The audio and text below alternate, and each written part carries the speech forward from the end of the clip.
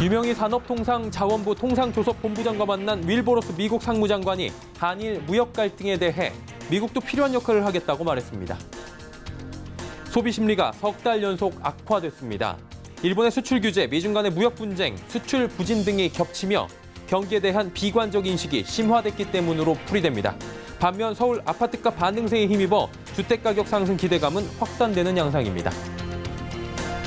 편의점 업계도 일본 제품을 팔지 않겠다고 나서고 있습니다. 국민적으로 보이콧 재팬 운동에 참여하는 것인데 일본 제품 재고 부담은 일방적으로 가맹점주들에게 떠넘기고 있어 또 다른 논란을 낳고 있습니다. 정부가 민간택지에 분양가 상한제를 도입하겠다고 밝히자 업계와 시장에서는 공급이 줄어들 것으로 예상하고 있습니다. 그러나 이와 다른 의견을 피력하고 있는 부동산 유튜버가 있어 눈길을 끕니다. 오늘 이슈플러스에서 이 주장의 근거를 살펴봅니다. 센 뉴스플러스 시작합니다.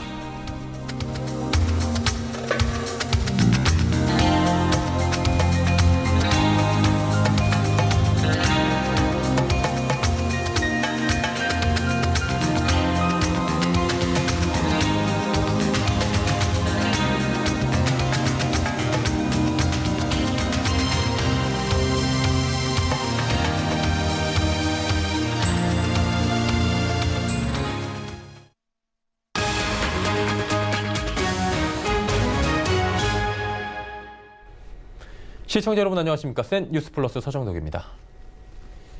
일본 수출 규제 조치의 부당성을 설명하기 위해 미국을 방문한 유명희 산업통상자원부 통상조섭본부장은 일본 측 조치와 관련해 윌버로스 미 상무부 장관이 미국으로서도 필요한 역할을 하겠다는 언급을 했다고 밝혔습니다. 유 본부장은 현지 시간으로 25일 로스 장관과 1시간가량 회동한 뒤 특파원들과 만나 로스 장관도 이번 일본 조치가 미국 산업과 글로벌 공급망에 미치는 부정적 영향에 대해 충분히 인식하고 공감했다며 이같이 말했습니다. 유 본부장은 로스 장관의 면담 외에도 미 경제계와 의회 관계자들을 만나 일본 조치에 대한 한국 정부의 입장을 설명하고 또 의견을 교환했습니다. 경기 판단 지표인 소비자 심리지수가 석 달을 연속 하락한 가운데 주택가격이 오를 것이라 예상하는 소비자는 늘어난 것으로 나타났습니다. 한국은행이 발표한 7월 소비자 동향조사 결과에 따르면 이달 소비자 심리지수는 95.9포인트로 한 달 전보다 1.6포인트 하락했습니다. 이 지수는 소비자들이 경제를 어떻게 생각하는지 가늠할 수 있게 만든 지표로 100포인트보다 크면 경제를 바라보는 소비자들의 심리가 낙관적임을, 100보다 작으면 비관적임을 의미합니다. 소비자 심리지수는 지난 5월의 기준선 밑으로 떨어졌으며 이달 지수는 지난해 11월 이후 8개월 만에 최저치입니다. 한편 주택가격 전망은 큰 폭으로 뛰며 지난달 97포인트에서 이달에 9포인트 상승해 106포인트로 올라섰습니다. 기준선을 넘어섰다는 것은 집값이 오를 것이라는 응답이 우세해졌음을 의미합니다. 사용하지 않는 구형 카드 결제 단말기를 통해 57만 건에 달하는 카드 정보가 도난된 것으로 확인됐습니다. 그러나 금융당국은 이번에 도난된 카드 정보만으로 실물 카드를 위조하거나 국내외에서 결제가 승인될 가능성은 없어 추가 소비자 피해는 없을 것으로 예상했습니다. 금융감독원은 경찰청이 이달 9일 여신 전문 금융업법 위반 혐의를 받는 이모 씨로부터 압수한 이동 저장 장치에서 다량의 카드 정보를 발견했고 수사 협조 요청을 해왔다고 밝혔습니다. 이 씨가 얻어낸 유효 카드는 모두 56만 8천 개로 전부 2017년 3월 이전에 발급된 카드로 확인됐습니다. 도난된 카드 정보는 이 씨의 진술과 과거 범행 방식과 유사성을 고려할 때 포스 단말기를 통해 유출된 것으로 보입니다. 금감원은 사건 발생 인지 직후 부정사용 방지 시스템을 가동을 강화하는 등 긴급 조치를 시행했습니다.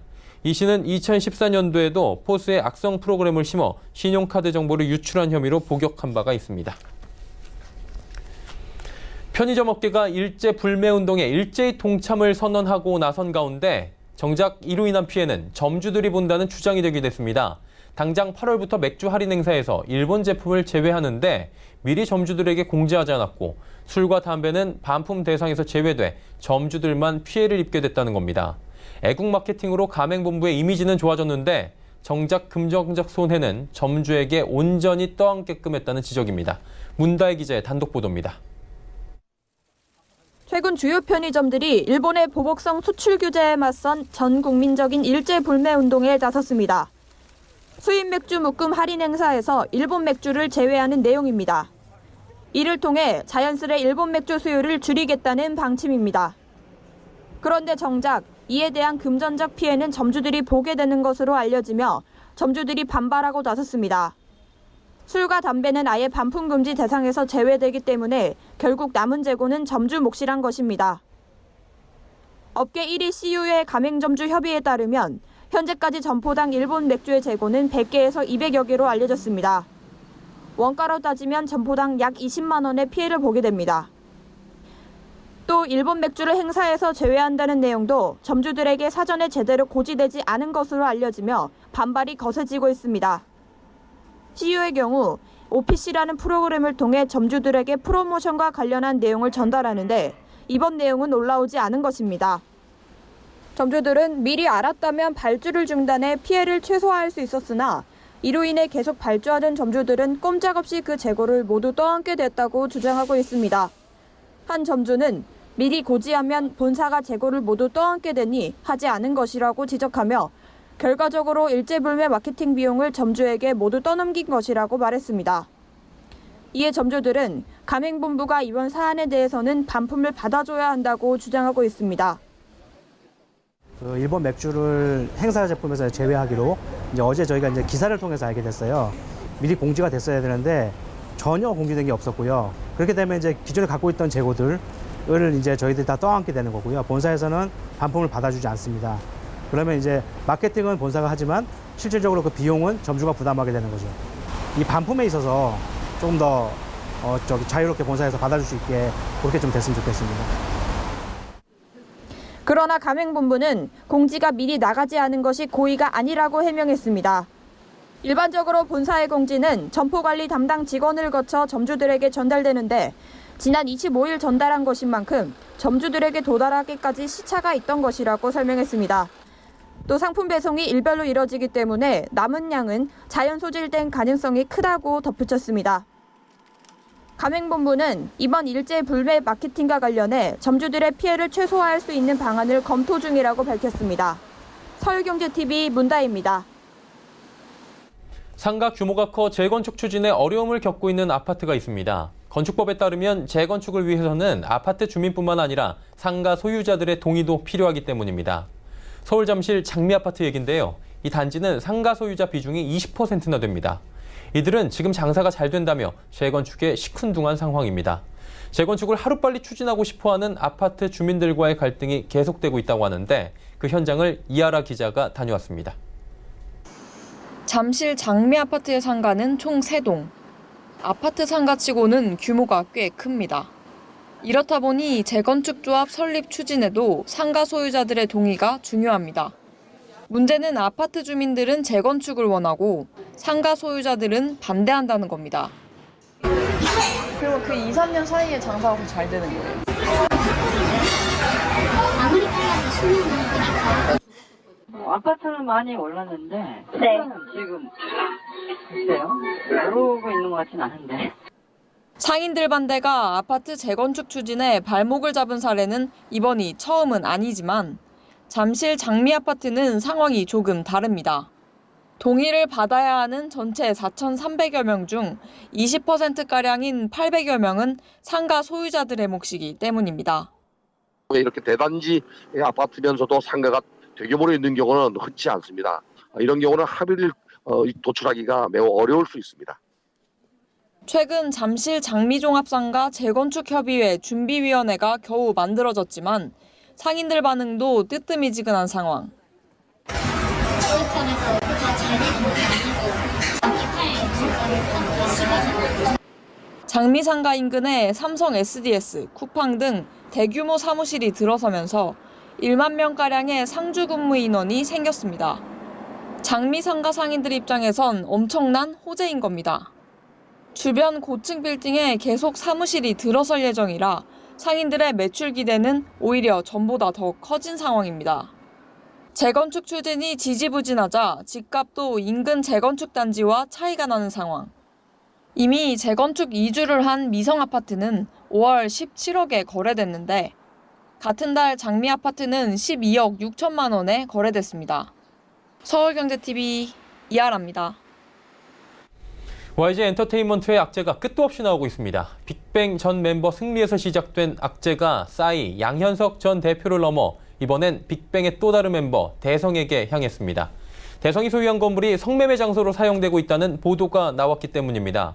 이렇게 계속되는 악재에 YG 주가는 연초 대비 반토막이 난 상황입니다. 이소연 기자의 보도입니다. 주가를 뒤흔드는 YG의 악재가 끝없이 나오고 있습니다. 승리 소유의 클럽 버닝썬에서 시작됐던 YG 게이트는 마약, 성매매 등 강력범죄 혐의로 이어졌습니다. 결국 경찰 수사는 YG의 수장이었던 양현석 전 대표에게로 향했습니다. 양 전 대표의 세금 탈루, 성접대 의혹까지 연이어 불거진 것입니다. 끝없는 YG의 추락에 주가는 연초와 비교해 사실상 반토막이 난 상황입니다.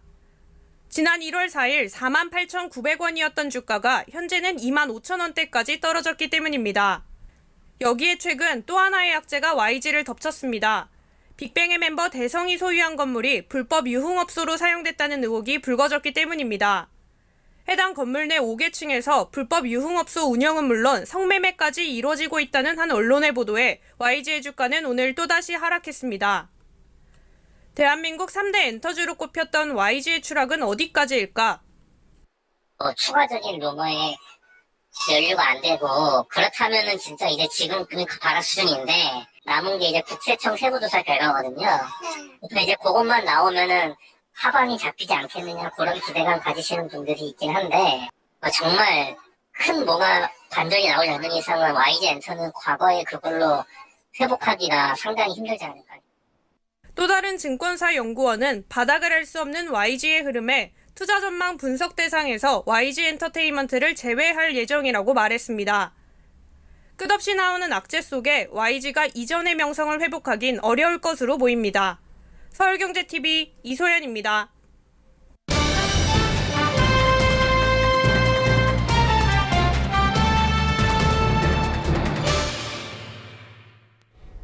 정부가 민간택지 분양가 상한제 도입을 밝히자 제도권 언론과 업계에선 분양을 미루는 사업장이 늘어나 결국엔 공급이 줄어들 것이란 지적이 쏟아지고 있습니다. 하지만 이에 대해 꾸준히 반박 주장을 하며 의견을 설파하고 있는 부동산 유튜버가 있습니다. 라이트하우스란 필명으로 활동하고 있는 라이트하우스 공인중개사무소 김주원 부장입니다. 자, 오늘 방송을 위해서 인천에서 상암까지 오셨다고 합니다. 필명이 더 유명하니 이제부터는 라이트하우스로 저희가 편의상 부르도록 하겠습니다. 자, 함께 보고 계신 시청자 여러분께서도 들어보시고 어느 쪽 말이 맞는지 잘 판단해 보시면 좋을 것 같습니다. 부동산팀의 이하라 기자도 이 시각 함께합니다. 두 분 어서 오세요. 안녕하세요. 예, 먼저 이하라 기자께 질문 드리도록 하겠습니다. 민간택지 분양가 상한제, 이게 공급 줄어든다는 얘기가 많아요. 네. 구체적으로 어떤 내용입니까? 네, 민간택지 분양가 상한제는 고분양을 잡는 규제 대책입니다. 시행사나 조합들은 일반 분양을 할 때 최대한 높은 분양가를 책정해서 그 돈을 끌어 모아야 되는데요. 사업성을 높이려고 하는 거죠. 그런데 분양가 규제를 하면 원하는 만큼 그 분양가 책정이 안 되는 겁니다. 그래서 일단 당장의 규제를 피하자는 심산에 그 분양을 늦출 거라는 얘기들이 나오고 있는 상황인데요. 특히 서울 같은 경우는 집질 땅이 부족하기 때문에 새로 지어지는 아파트들 같은 경우는 재건축이나 재개발을 통한 그 물량이 대부분이거든요. 그러니까 조합이 사업을 늦추면 공급이 줄어들 거라는 논리로 민간 분양가 상한제 도입을 하면 안 된다 하는 주장이 지금 쏟아지고 있는 겁니다. 네, 쉽게 설명을 해보면 100원 남기던 걸 100원을 못 남기게 되니 결국에 공급을 하지 못하게 되는 상황이 나타날 수 있다. 뭐 이렇게 쉽게 설명이 될 것 같은데, 그럼 이제 라이트하우스께 여쭤보도록 하겠습니다. 정말 공급이 줄어드는 게 맞는지 궁금하고요. 2007년도부터는 어땠는지 좀 궁금합니다. 예, 2007년 이제 9월에 그 민간택지 분양가 상한제가 시작을 했는데 이게 11월까지 유예가 되거든요. 그래서 그래프를 보시면은 이게 9월부터 이렇게 적용이 되는데 이때는 적용이 바로 되니까 조금 줄어들고 유예 기간 동안에 이 거래 그 분양이 공급이 굉장히 늘어나거든요. 예. 10월에서 12월까지 공급이 굉장히 늘어나는데 이때까지는 그때 승인을 유예 기간에 승인을 받은 분들이 그 한 번에 몰려서 했다는 거죠. 예. 이게 한 달 반 정도까지 분양 시간이 있기 때문에 12월까지는 그 물량이 나오는 거고요.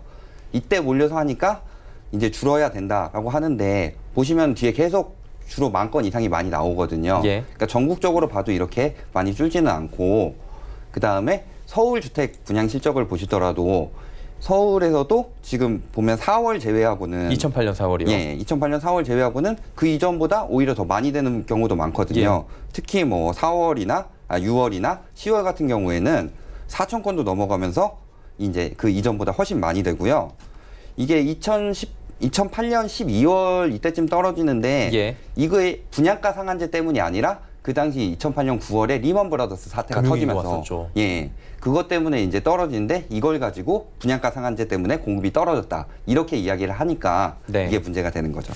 한마디로 지금 분양가 상한제 시행으로 공급이 줄어들 것이라고 우려를 했는데 실상은 그렇지 않았다라고 지금 그래프를 통해서 저희가 살펴봤습니다. 결국에 이 민간 분양가 상한제 도입하는 건 집값을 잡기 위한 것이다라고 정부도 이야기를 하고 있습니다. 그렇다면 얼마나 많이 올랐기에 잡겠다 이야기가 나오는 겁니까?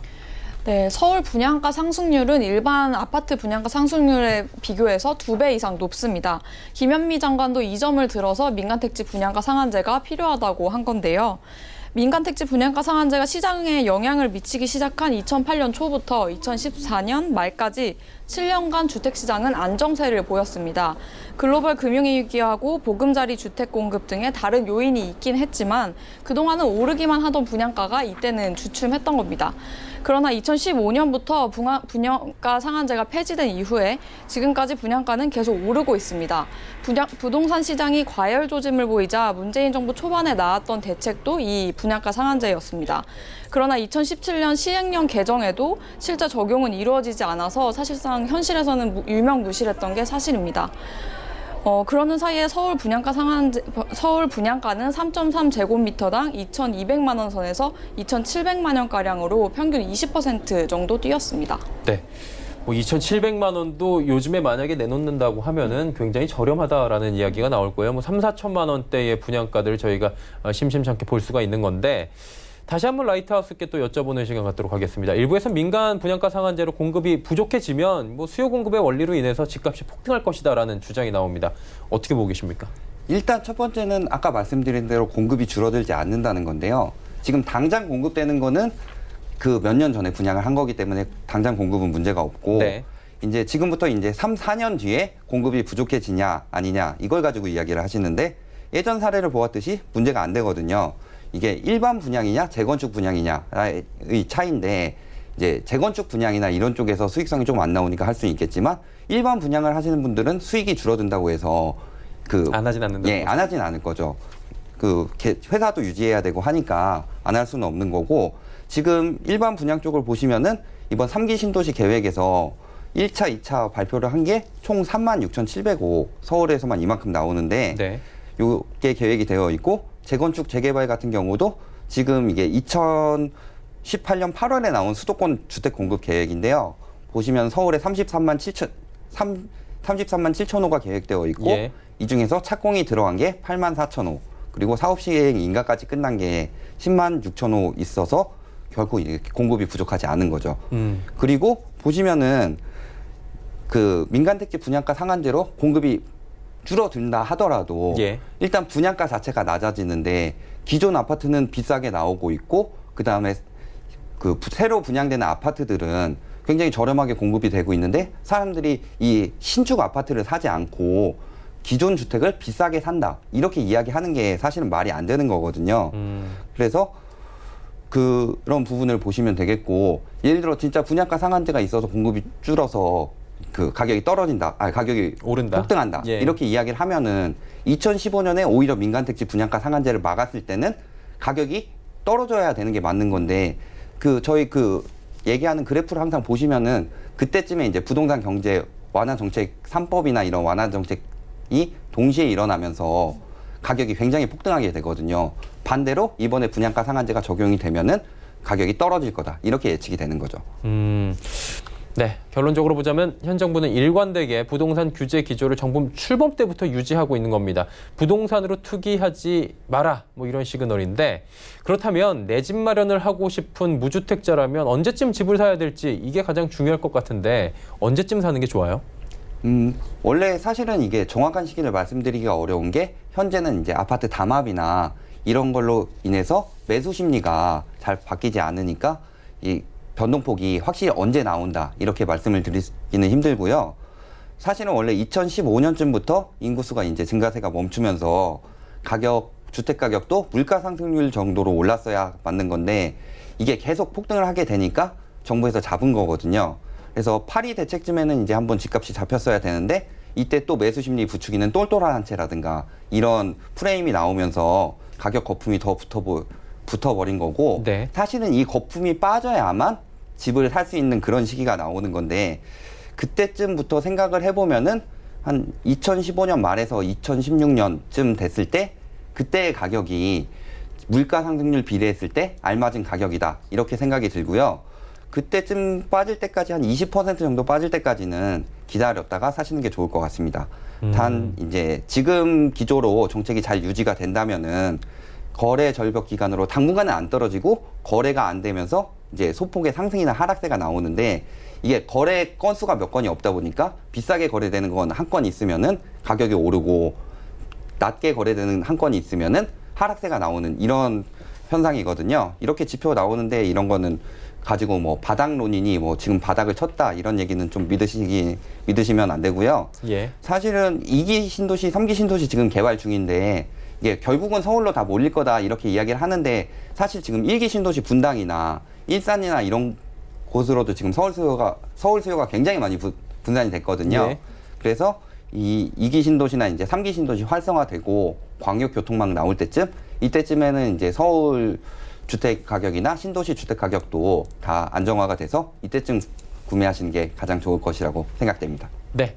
굳이 가격적으로 보자면 뭐 2015년도 정도 말씀을 하시는데 이 부분은 국토부의 실거래가 보시면 원하는 단지 2015년도에 얼마의 거래가 됐는지 확인을 하실 수가 있으니까요. 그 부분을 보시는 것도 좋을 것 같습니다.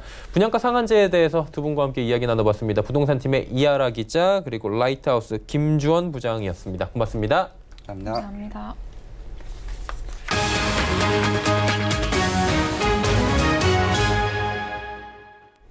국제사회의 대북 제재 여파로 북한 경제가 2년 연속으로 크게 후퇴한 것으로 나타났습니다. 한국은행이 발표한 2018년 북한 경제 성장률 추정 결과에 따르면 지난해 북한의 실질 국내 총생산 GDP는 2017년도보다 4.1% 감소한 것으로 추정됐습니다. 이는 북한이 재해와 흉작 등으로 어려움을 겪던 고난의 행군 시기인 1997년 마이너스 6.5% 이후 가장 큰 폭의 감소폭입니다. 한은은 2017년 하반기부터 시작된 대북 제재가 북한 경제에 영향을 줬다며 곡물 생산이 폭염 등의 영향으로 줄어든 가운데 광물 생산 역시 크게 감소했고 제조업 생산도 중화공업을 중심으로 부진했다고 설명했습니다. 지난 2017년 하반기부터 이뤄진 유엔의 대북 경제 제재는 원유와 정유의 수입을 제한하고 농산물과 해산물, 기계류와 섬유, 광물 등의 수출을 금지하는 것이 주요 내용입니다. 산업용 로봇 전문 기업 SP시스템즈가 이타전지 부품 사업에 투자해 매출을 다변화하고 안정적인 사업 포트폴리오를 구축하겠다는 포부를 밝혔습니다. 1988년 설립된 SP시스템즈는 산업용 로봇과 시스템 개발 전문 기업입니다. 겐트리 로봇 기반의 종합 자동화 시스템 구축 서비스를 제공하고 있습니다. SP시스템즈는 겐트리 로봇 부품뿐만 아니라 해외 제품에 의존할 수밖에 없었던 제어기와 소프트웨어도 자체 개발해 경쟁력을 높였습니다. SP시스템즈의 로봇 시스템은 자동차, 조선, 식품, 물류산업 등에서 다양하게 활용되는데 기아자동차 인도 공장에 로봇 시스템을 단독으로 구축하기도 했습니다. 지난 2017년부터 관련 회사 인수를 통해 2차 전지 부품 사업을 시작한 SP시스템즈는 올 하반기 중 2차 전지 캡 어셈블리 부품 양산도 시작할 계획입니다. 지난해 SP시스템즈의 매출액은 469억 원으로 전년 동기 대비 73% 이상 성장했고 영업이익은 94%, 당기순이익은 123% 증가했습니다. 오는 8월 5일부터 6일 청약을 진행하는 SP시스템즈는 8월 14일 상장 예정이고 주관사는 한국투자증권입니다.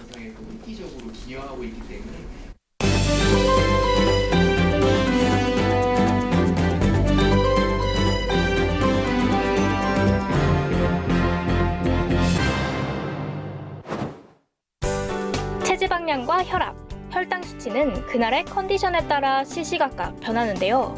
손가락 터치 한 번으로 전국 어디서든 매일매일 내 몸의 상태를 기록하고 맞춤형 건강관리 팁까지 한 번에 받을 수 있는 토탈 건강관리 서비스 기업이 있습니다.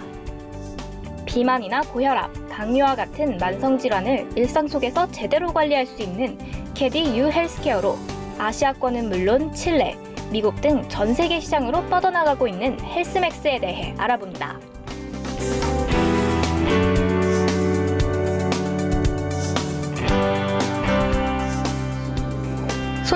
갖다 대자 지정맥 인증을 통해 혈압계가 측정자를 인식하고 혈압을 재기 시작합니다.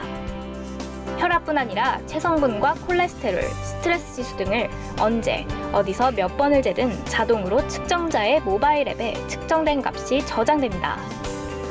이렇게 데이터가 쌓이면 캐디는 개별 근육량 등에 따른 맞춤형 운동법을 영상으로 제공하고 필요한 경우 유전체 검사도 받아볼 수 있습니다. 네, 저희 서비스는 쓰인 캐디는 마이 케어 다이어리의 준말이고요. 일기를 쓰듯이 건강 일기를 쓰는 건데요. 마이 캐디 존이라는 부스에 오셔서 손가락만 찍고 본인 데이터를 측정을 하시면 그 측정 결과를 자기 스마트폰이나 또는 웹, 키오스크를 통해서 관리를 받을 수 있는 토탈. 헬스맥스는 이 같은 캐디 U 헬스케어 존을 서울시 25개 자치구에 올해 안에 100곳을 추가 구축할 예정이며 2020년까지 전국의 보건소, 마트, 골프장 등에 1000곳 이상의 캐디 존을 마련한다는 구상입니다. 특히 지난해 헬스맥스는 대한불교조계종과 템플 헬스케어 서비스 사업 제휴를 맺고 의료 접근성이 떨어지는 전국의 사찰로로 캐디존을 확장하기로 했습니다. 이렇게 사찰 한켠에 마련된 템플 헬스케어 공간에서 일반 시민들과 불교 신자들은 자신의 건강 상태를 실시간으로 점검해 볼 수 있습니다. 헬스맥스는 또 건강 데이터를 보유한 기업으로서 보험업계의 인슈어테크 혁신에도 동참하고 있는데요. 인슈테크의 일환으로 건강증진형 보험 상품을 개발하는 것들이 요즘에 붐인데요.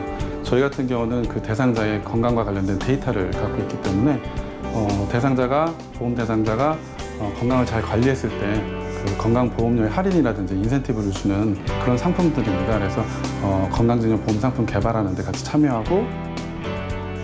이상우 대표는 건강 데이터는 보험업, 의료업 등에서 쓰임새가 무궁무진하다며 클라우드 기반으로 국내는 물론 아시아, 미국 등 글로벌 헬스 데이터를 구축하는 것이 최종 목표라고 덧붙였습니다. 실제로 헬스맥스는 인도네시아의 캐디 U 헬스케어 시스템을 지역사회 보건관리 시스템으로 수출 완료하고 스리랑카, 베트남, 태국 등 아시아 불교 국가로 템플 헬스케어 서비스를 확대해 나가고 있습니다.